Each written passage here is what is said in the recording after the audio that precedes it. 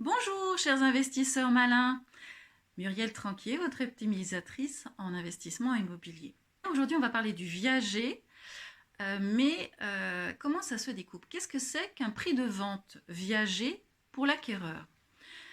Alors il y a plusieurs formules, mais la plus courante c'est en fait la somme de la valeur du bien ôté, donc moins le prix des locations sur le temps estimé de survie du vendeur. Donc s'il vit pendant 15 ans par rapport à l'âge auquel il est arrivé aujourd'hui, eh bien ce sera 15 ans de location. Après, c'est des calculs un peu plus complexes, mais globalement c'est ça. Et donc, vous allez avoir sur cette somme qui reste, donc moins les loyers estimés, et le bouquet qui fait une certaine somme, qui est apporté le jour de la vente, qui peut devenir un beau cadeau pour le vendeur.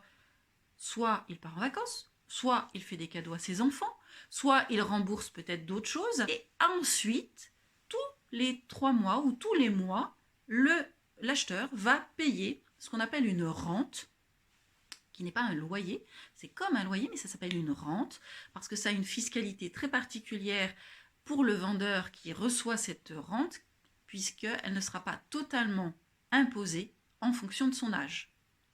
Donc si vous avez besoin de plus d'informations, vous n'hésitez pas, vous commentez, vous me demandez, je vous apporterai ça de façon individuelle si vous le souhaitez. Mais l'avantage, c'est que vous avez un prix qui a été donc réduit, qui est coupé en deux. Donc souvent, quand vous avez un apport pour faire une acquisition auprès d'un emprunt, cet apport, vous l'apportez dans le bouquet.